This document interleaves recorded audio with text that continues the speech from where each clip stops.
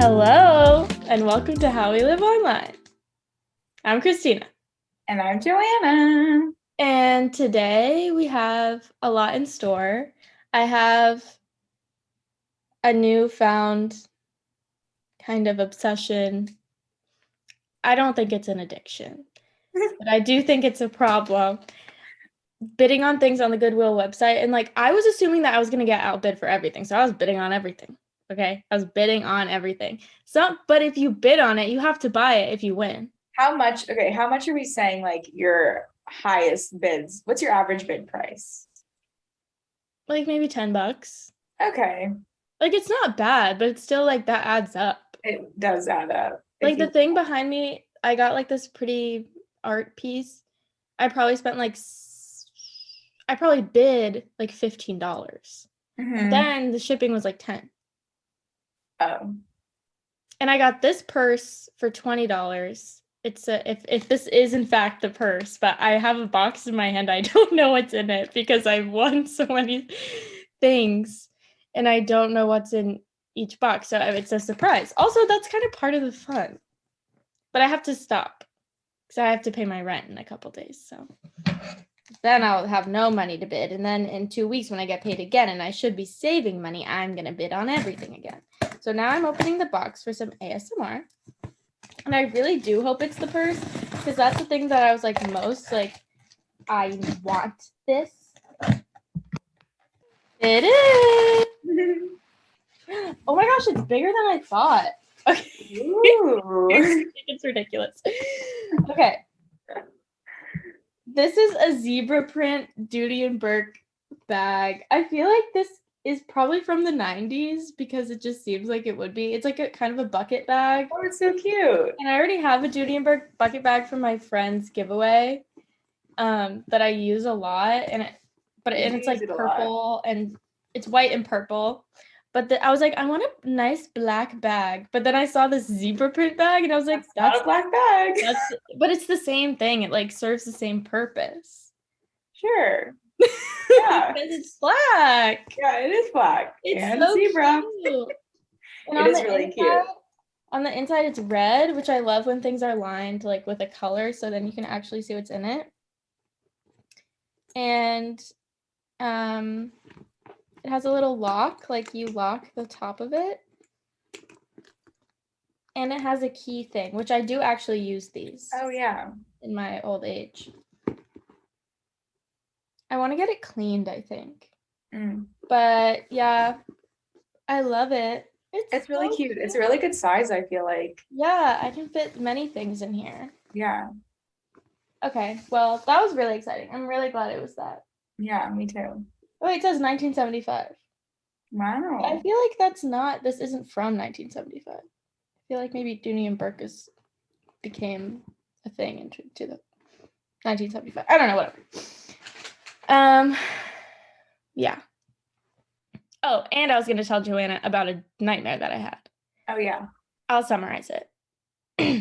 I was at a party with my coworkers, okay? Which, I don't know if it was all of my coworkers or just in my dream, it was my dream coworkers and we were all women. And I think it was a Halloween party. A man came in and he looked like a cop. And we were all oh no, the cops are here. As if that mattered for my age people having a party. Anyway, and then he's no, I'm not a cop. And he had scissors on him. And then I was okay, maybe he's a barber. Maybe that's his costume. He's a barber. He had these big silver scissors. He disappears. He comes around the other way. And then immediately he's menacing. Now he's scary. He's in the doorway. And he was either I will shoot each of you and you will all die. Or you can die a more peaceful death by sticking these syringes in each other. Oh my God. It's a really scary dream. It's really disturbing. Keep listening. If you don't want to listen, skip 30 seconds. So, for whatever reason, we picked the syringes and he hands out the syringes and everyone has to stick it into the neck of the person next to them. And so everyone's kind of dying in a domino. but I'm the last one to like kill the person next to me or something. So I don't know, whatever. He is the one who has to kill me. So he comes over to like stick the syringe in my neck. The syringe is in my neck. And I remember like being like, no, it's not working, like opening my eyes. And then he like thrust it into my neck even harder.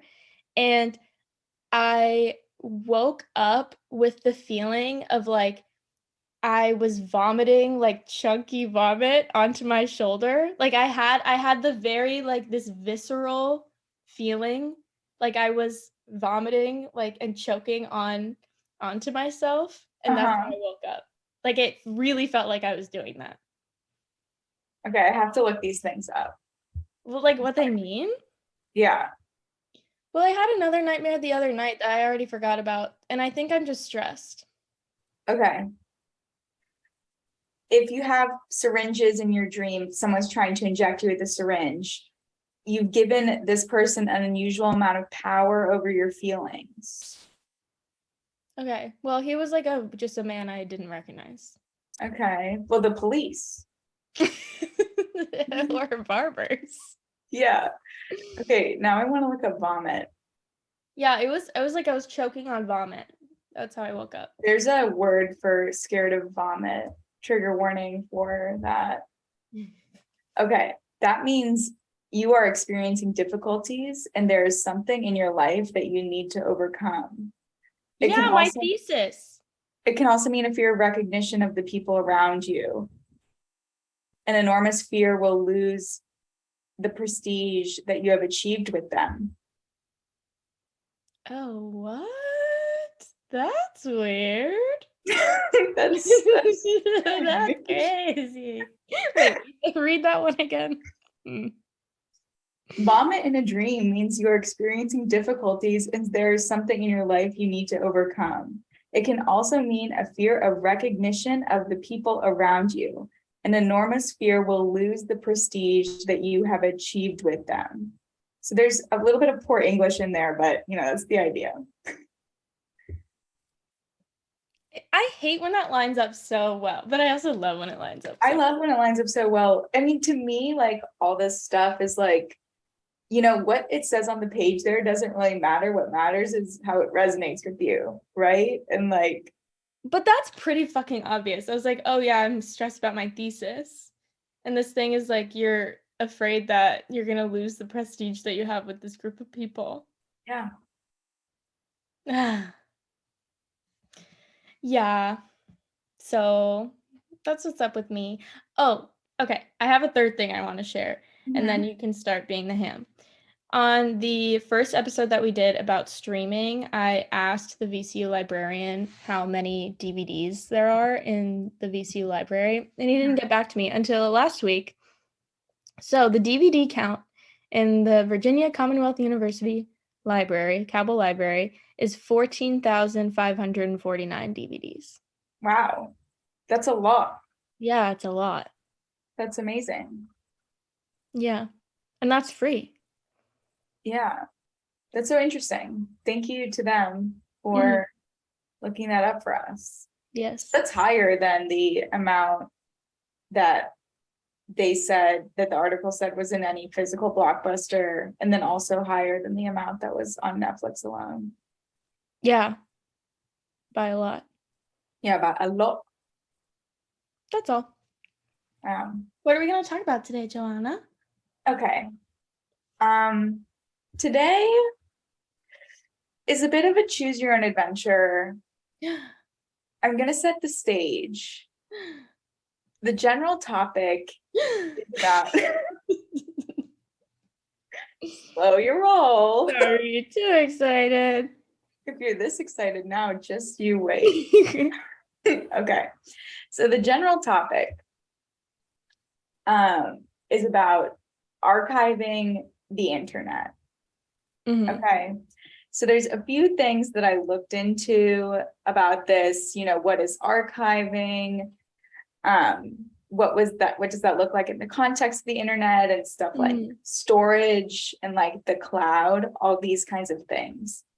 So I thought I would do some general talking and then present a few things, and then you can pick which one you're interested in me talking about more, because I think it's interesting, but I don't know what I think. So here's what I kind of came up with. You know, there's a lot about using the internet to archive,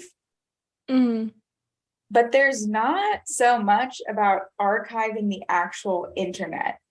And I don't know if that's because, I mean, there are some pretty big projects, which I'll talk about, but I don't know if that's because people just see the internet as like, it's called like a digital born object, as something that you're trying to archive that never had a physical form. It's digitally born, right? So I don't know if like people just talk about it in that context and think of it like other things.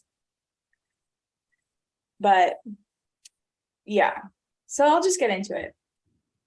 Okay, wait, really quick. Yeah. When we're talking about archiving the internet, we're talking about what's already on the internet and how people are going to like save it and archive it as if it is a physical object. Like if they're like Joe Biden's tweets or something. Like I'm curious if there's someone out there who's like somehow saving all of that information. And I guess my main question, or like maybe the question that I guess you and I are probably both wondering, is like, do people just think that the internet will always be here? Like, is there a group of people bracing for all of this to be lost, I guess, and saving it? Yeah. But anyway, so that's kind of the idea. Yeah. Okay, good question to have in the back of the mind. Okay. So at first I thought I could talk about what are the purposes of different information organizations generally, because I think that's kind of important in as to like what roles they all are playing in this, right? Okay. So like, why do we archive things? Right. Like, what is archiving? Yeah. What is that? Okay. So I'm going to draw distinctions between three main types of organizations: libraries, archives, and museums. Okay. Which are sometimes you add galleries in there and there's like the main cultural heritage institutions, and they have the acronym GLAM. GLAM. Gallery. GLAM. Yeah, okay. GLAM. But then sometimes you just have LAM, which is what I'm getting into. Okay, just LAM. Just LAM. Okay, so libraries, LAM, L. A traditional library, this is from historytrust.org, is based upon individual items and is user-driven. So it's supposed to be accessible to the public for browsing. Okay. Then I'll do museums. So museums are supposed to collect specific objects and then provide some kind of, curatorial context for each of them. And they're more driven by curators telling a story, so not so much users. Okay. And then next we have archives. So archives manage these collections or groups of works, and then they focus on maintaining a context for the overall collection.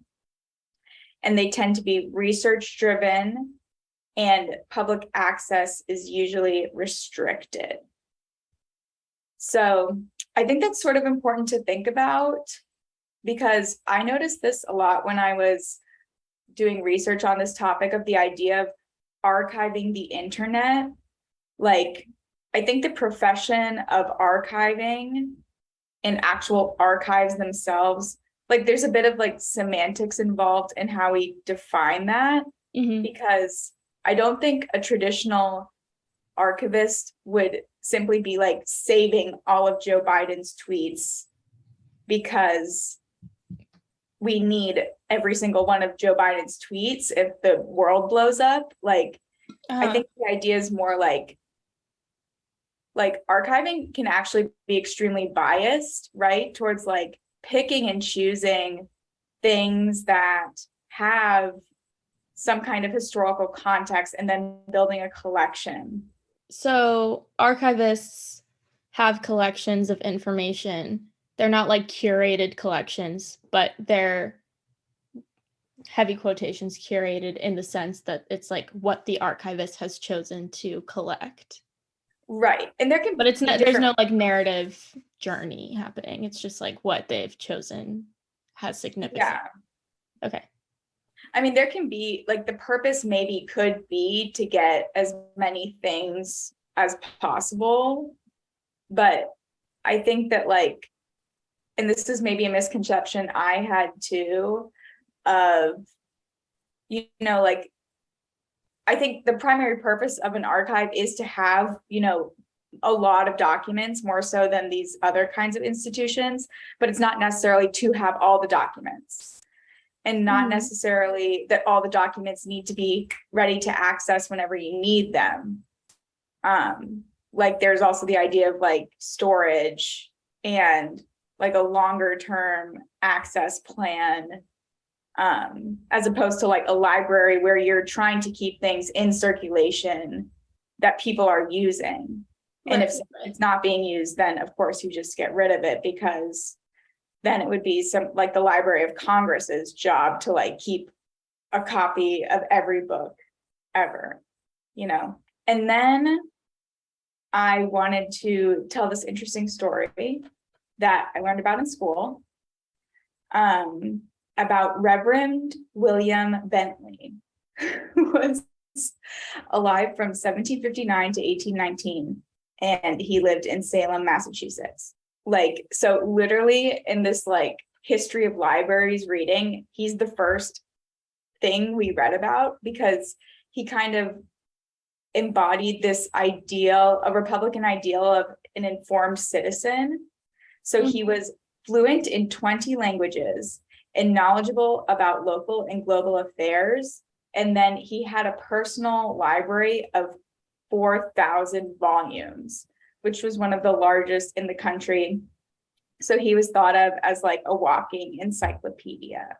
I think people think about him as being alive in this time, like in the early 1800s, before print kind of exploded everywhere and there was like a revolution in access to information. So like in this time, he was famous for literally knowing so much, and he would be used as a reference tool. But then as time went on, like obviously nobody needed to know as much as he did, because like you could exactly, because you could just go and like, you know, public libraries became more of a thing, and like there was just more information in general. So yeah, quickly people like him became obsolete. But that was another thing that I wanted, that a theme that kept coming up for me in doing research about this was something that I think you talked about in season 1, because it's also an idea in The Attention Merchants, about like different periods in history where there has been an explosion of content being created. Yeah. Because I think that when we think about like the trajectory of archiving things, and then also the trajectory of the internet, like those things are very linked, that we think about it as this impossible task because there is just so much content being produced now. And if the idea is we're supposed to save as much of it as possible, or as much of it that's important as possible, like it just gets to be very much complicated because there's a lot of it there. Yeah, I like this idea of like content, and I think just because you use that word in the context of, you know, the printing press, I guess, like so interesting to talk about content like outside of the social media realm, because that kind of is content. Like if content is some kind of like human-made creation that you can't use or eat, and it's made for entertainment, and it's not like a person, like a human creation can also be a baby, you know, but like, yeah, I guess there has always been a new kind of like content revolution in some way, but like we've Yeah, just moved to such a different understanding of it, maybe. I don't know. yeah. No, I mean, I think that that's something that I also hadn't thought about until recently, like especially like thinking about content and information in that way. Mm-hmm. Like one thing we read for school was about how, after the Civil War, there was like big progresses in literacy made Mm-hmm. for people, and how, that in turn changed the amount of people that could access and produce content, and another kind of content um, explosion, right? And Yeah. that was something that made people very scared, that made, upper class white people really scared that all of a sudden, so many different kinds of people could access and produce content. So I Yeah. think it's like something that, and then in turn, they start to, and this was like a founding idea of libraries, right? So they are sort of built upon for many years this idea of like creating an informed citizen, informed in a way that like is supposed to be driven by these Republican ideals. So not necessarily promoting things like freedom of access to information, any information, like they do now, but sort of in a biased way to create a certain kind of society. When you say Republican ideas, can you explain what you mean by that? I think like Republican ideals, to me, it kind of it resonates with the idea of neoliberalism too. Mm-hmm. So like the idea that like we're creating, like we're a democratic society and we're creating enlightened people who have those democratic values and reproduce those values in their children. Mm-hmm. Um, which, I don't know if that's necessarily a bad thing by itself, but it also is,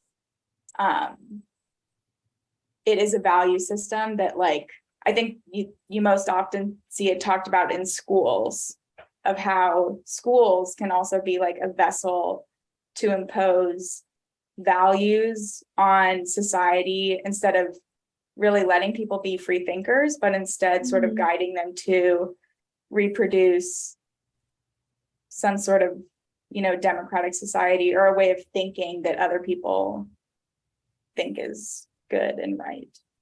So is the beginning of like, I didn't even know this, but it totally makes sense Mm-hmm. that the beginning of libraries was an attempt to persuade the average American citizen more towards like white exceptionalism. Like, if we're going to be frank, like, is it that kind of thing?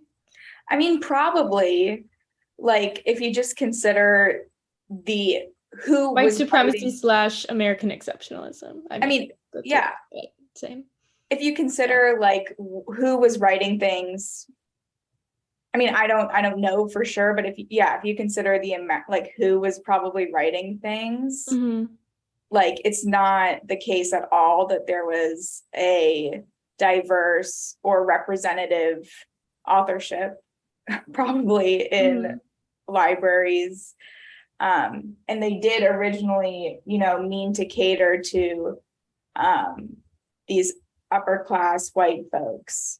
Yes, that's what I have in That's my so research. exciting. Like to think about how that has changed. Like, it's so, I guess exciting maybe isn't the right word, but just like to move from like libraries were created to help white rich people get richer and smarter, Mhm. and by being smarter or more informed or whatever, they can like, you know, engage in society in these like more highbrow kind of ways, because like the daughters have read these things that like they're not going to do anything with except for have a conversation with their suitor and then get married, that kind of thing, which does like always lead to some kind of economic success, you know, like as if you're socially successful, you're gonna somehow become economically successful, usually in America.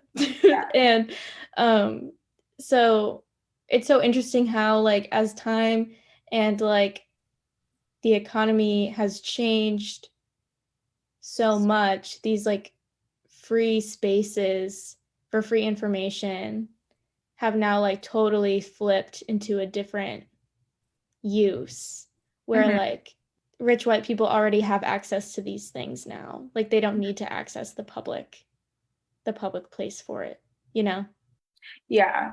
I mean, I would say in some places, I think still libraries are catering towards a specific type of person, maybe sometimes unknowingly, just because they don't know enough about the different kinds of users. Like, for example, like English language collections, right? Maybe that's just what you have access to and that's what you give. So, I mean, I think that there are still biases there and things that could be done, but I think for the most part, you're right that, I mean, now we have a library bill of rights, which kind of is supposed to be like a guiding light for the profession to kind of, you know, live out these ideals that are sort of what you're talking about, as opposed to of the past ways of thinking about providing these resources. So I wanted to give an anecdote. Love. Which is that I just bought recently, like before I started school in September, I bought more storage on Google. Have you? I know that you're a buyer of iCloud. If you, listener, know, and you are like a person who creates a high volume of files on your computer, and you have a good way to store all of them that isn't fucking up your computer, please message me. I have an external hard drive that now I use like almost daily. My computer is it's almost 7 years old. And it's not doing as well as it did, whatever. So I bought iCloud storage, but I can't like I can't even really use it. Well, I use Google Photos and I started using like Google Drive. And how much energy is that Google thing taking up? Great question. There is a huge environmental cost to the cloud and all these servers, both in the energy expenditure that it takes to power them, and then also the idea that like computers get really hot and they have to be cooled down, and then it takes energy to do that too.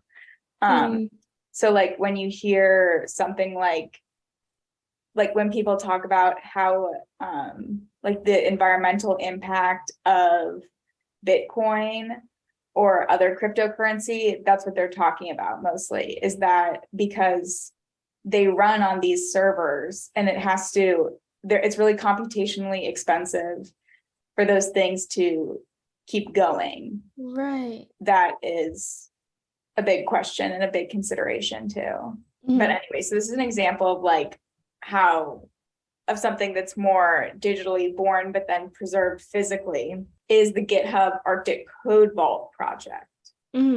So GitHub is a software collaboration / hosting platform owned by Microsoft. And in 2019, they started their Arctic Code Vault project, whose mission is to preserve open source software for future generations by storing your code in an archive built to last 1,000 years. So in February of 2020, they took a snapshot of all active public repositories on GitHub, and they put them literally in a vault in the Arctic.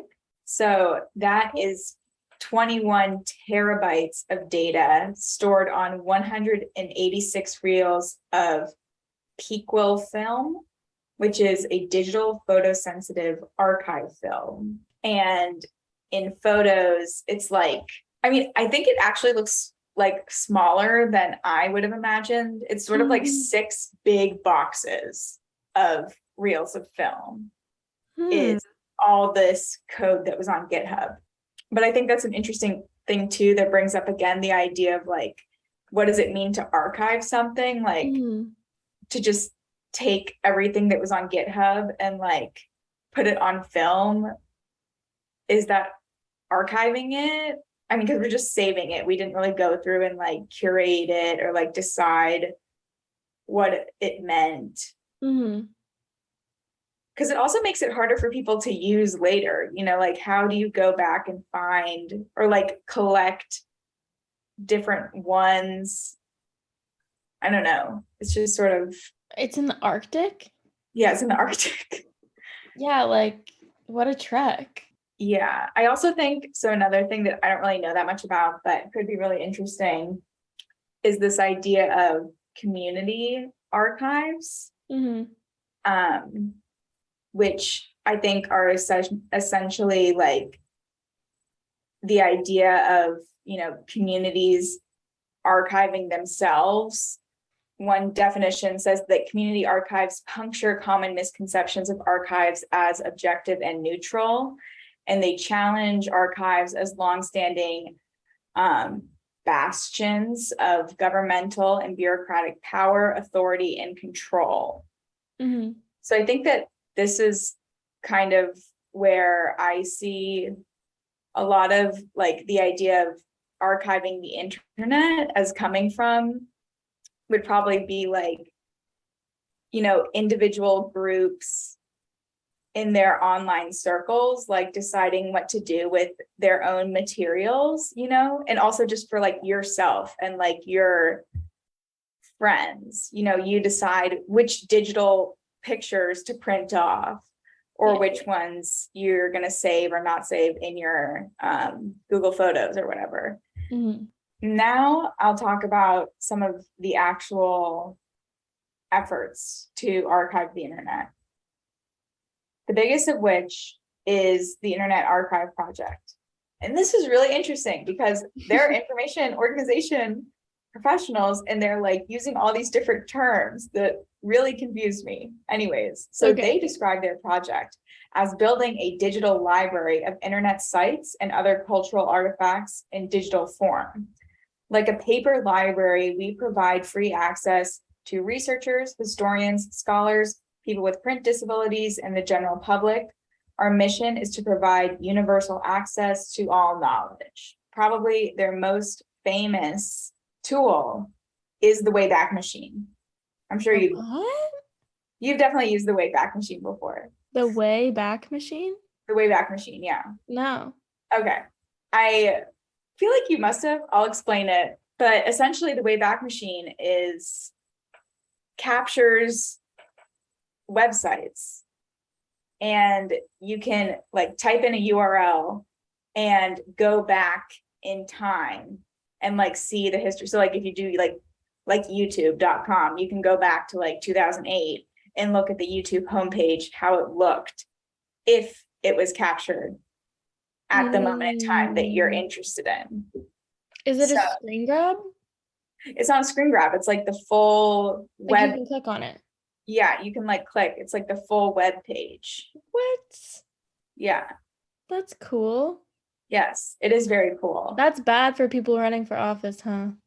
It is. It all depends on this idea of like, and I couldn't really find this very apparently, so maybe this is worth a little bit more digging / if anybody else happens to know, like how these things are actually captured, like if it is somebody who like volunteers for the project or like works for the project that like is capturing these things, or if there's some other way, because like, for example, how do they decide what to capture? I think it has to, like, they have to know about it. But like, for example, any of like the websites I made when I was in 3rd grade that like no longer exist, I'm sure those aren't captured because, but also I didn't look. You could try. Good try. What would I look for? You know what I want? What? To see the original comments on that video of Miley Cyrus and her friend making fun of Demi Lovato and Selena Gomez. Yes. Because I'm sure under that YouTube video now, it's all like new people saying stuff. But I want to see what people said like when it was posted. Interesting. Wait, let's find that. Yeah, like the comments on this are, my 10-year-old self lived for this drama back in the day. Like, I want. So wait, what would I do? Okay, Way so back. yeah, go type in Wayback Machine. And then I think you just copy and paste the URL. Oh, okay. YouTube looks different. Miley and Mandy mocking Selena and Demi, period, by the Disney Rock chick. Selena and Demi make a fab video, but Miley and Mandy copy them. Is it out of jealousy, or do Miley and Mandy just want to have fun? Comment, rate, subscribe. Okay. 2 weeks ago, from August 9th, 2011, because it wasn't even captured the day it was posted. It was captured in 2011, but the actual video was posted in 2008. The top comment in 2011 was, "Oh my God, Miley and Mandy are just jealous that they aren't as awesome as Demi and Selena. Selena and Demi are way better, so shut up, Miley and Mandy." And then, "Miley and Mandy are dumb. Who's Mandy? Her sidekick?" I want everyone to know I love Miley Cyrus and I love Selena Gomez.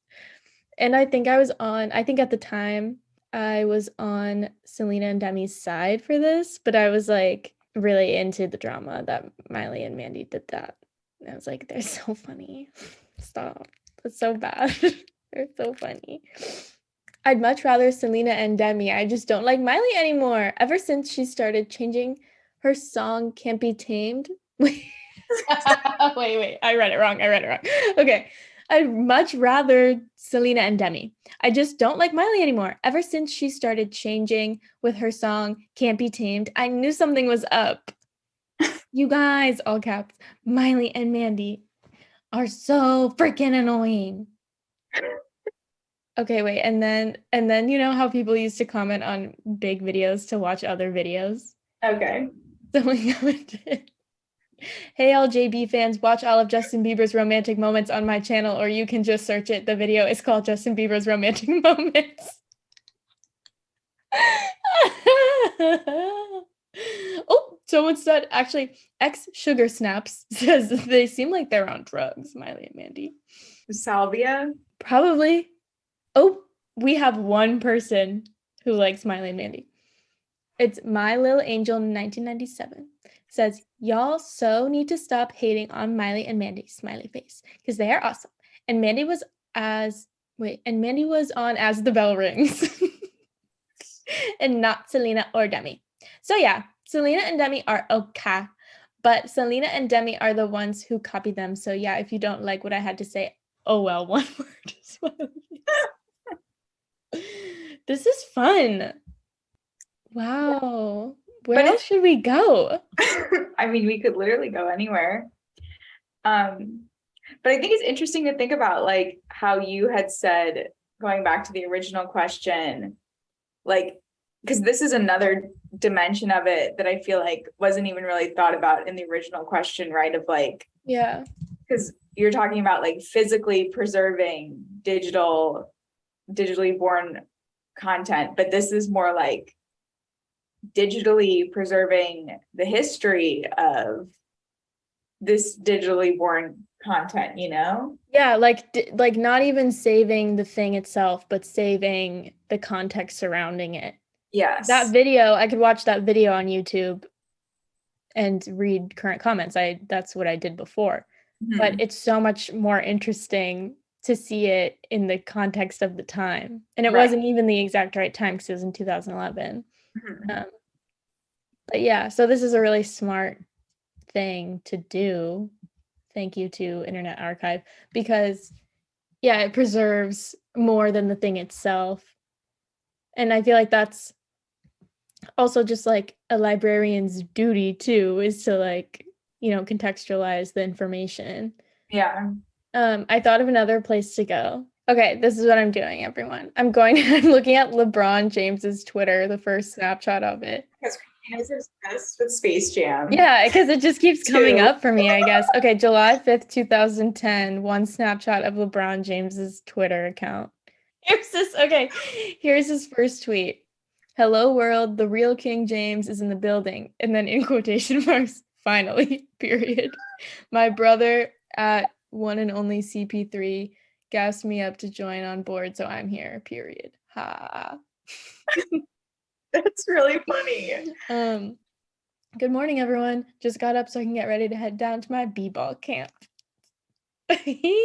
Check weird website, lebronjames.com, for updated info on my decision. Oh, Was that when he like decided to go to the NBA?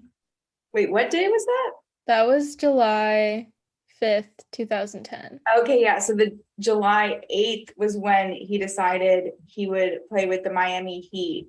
Oh. Everyone out there, happy Halloween. Clean out your digital closet. That's what I would say. Yeah. Think of yourself as an archivist, a real one, not one by semantics. Because we love archives. We love archives. On our little pizza. Oh, Yeah. I love archives on a bagel. Yeah. Bye. Bye. Bye.